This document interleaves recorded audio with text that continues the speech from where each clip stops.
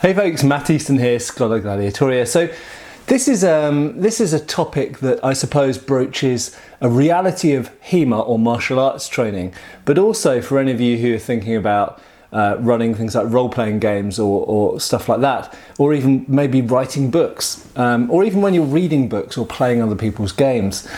And that's the question of injuries. Now, I've been doing HEMA since, officially, I suppose, since 1997. So that's what, like 20 years now, 21 years. And I've been running my club since around the year 2000. And I've been really lucky. I've not really picked up many injuries over those times, but I have had some niggling injuries. And pretty much anybody I know who's been doing HEMA or any martial arts for any amount of time has had some level of injuries over that time, and it's normal. And now the first thing that many people will think of are injuries that are the result of being hit. Okay, so accidental injuries, essentially things that might happen to you: being poked in the eye, having your teeth knocked out, concussion, broken bones, broken fingers, things like this. However, putting those aside, I would say for me anyway, and for most people I know, more significant than that are kind of what I would describe as wear and tear. Okay, so problems, ailments with joints, usually elbows and knees have got to be amongst the favourites out there, but I'm sure there are other issues. Back pain can be a thing which people just get in their lives anyway and can be a problem during training. But the most common injuries that I've seen over the years, kind of wear and tear ailments, should we call them, as a result of martial arts training, are to do with elbows and knees specifically. And I have suffered from both of these at various points. So knees are obviously very complicated joints, and there's lots of different things that can go wrong with knees. But let's just generalize and say that generally speaking, if you're doing lots of explosive footwork, lunging, passing steps, whatever, obviously if you're involved in grappling or anything like that, then fundamentally your knees are going to get some degree of beating, okay? And that's not even a result of, nasty injuries like throwing someone badly or someone falling on your knee or something like that, but just purely as an artifact of training, okay, or competing. And elbows, well, essentially, generally speaking, there's several types of things you can do to your elbows, but one of them is commonly called tennis elbow, another one's commonly called golfer's elbow.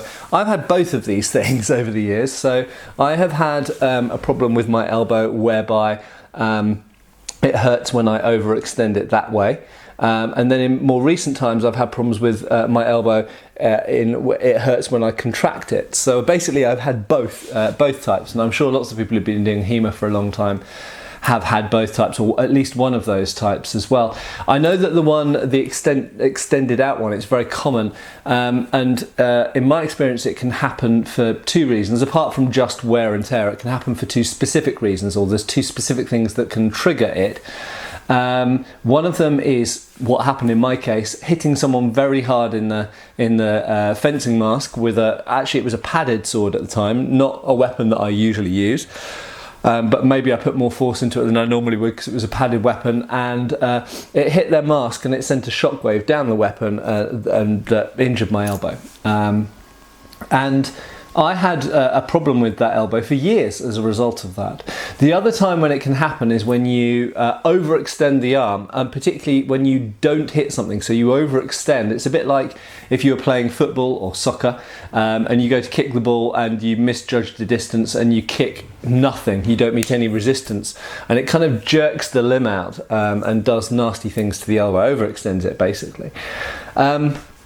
So those are two scenarios where, or two ways in which you can injure the elbow. But the real point I want to make is, I'm not going to document all of the different ways that we can injure ourselves in martial arts.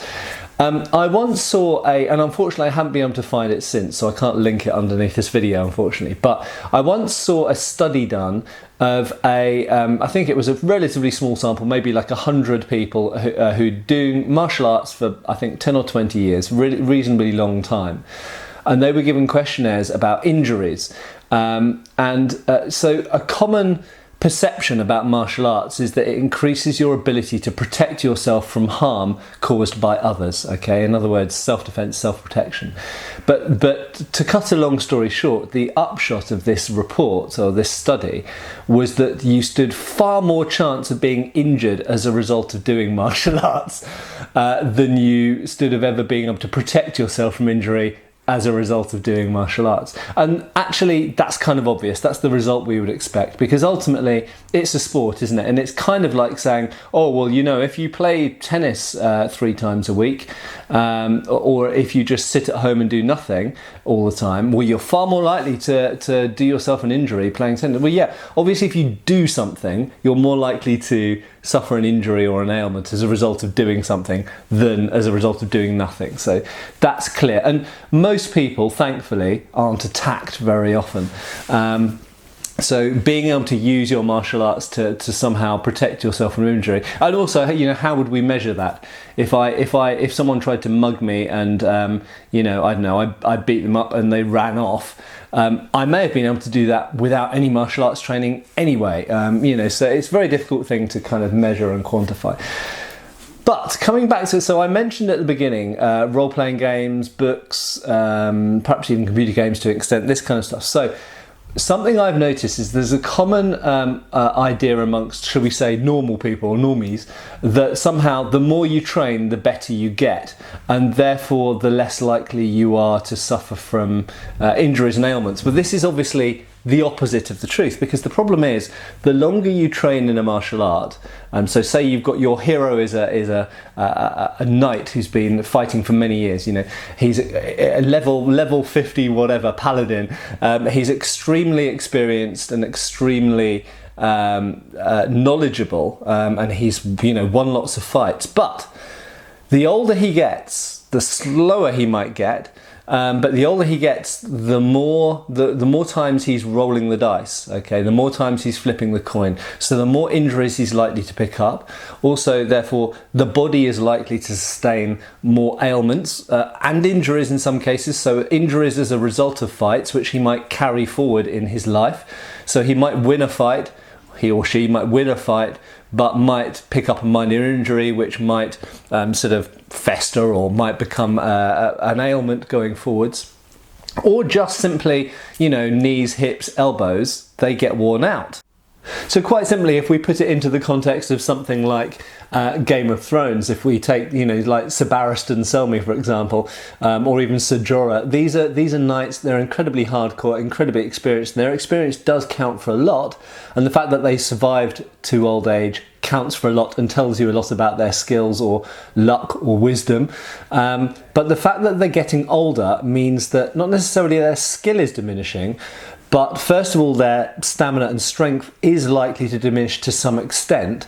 But additionally, as they get older, they're going to be continually picking up ailments. Now, I would tell you, I'm sadly 41 years old, as I've mentioned in a few videos, and I used to be able to pick up an injury and be fine again by the next week, and every type of ailment or injury I pick up now at the age of 41 takes longer to recover from. I recently hurt my bicep slightly, ridiculously, doing 10-pin bowling, and it's taking a really long time to get back to normal. My knee has got a little bit of a twist to it, and again that's taking ages to get back to normal. Everything, you know, even a bruise takes longer to clear now than it did 10 years ago. So ultimately, all I'm really saying is when you practice martial arts, you are going to pick up injuries and ailments. Be aware of that, factor that into your training, try and minimize the damage you pick up in your body when you're younger, because any injury you get when you're younger, you'll carry into older age. And also when you're reading books or playing role-playing games, remember, older characters are going to be carrying ailments. They're not only older, but they're also more likely to have injuries as a result of a life of combat and training. Cheers for watching, folks.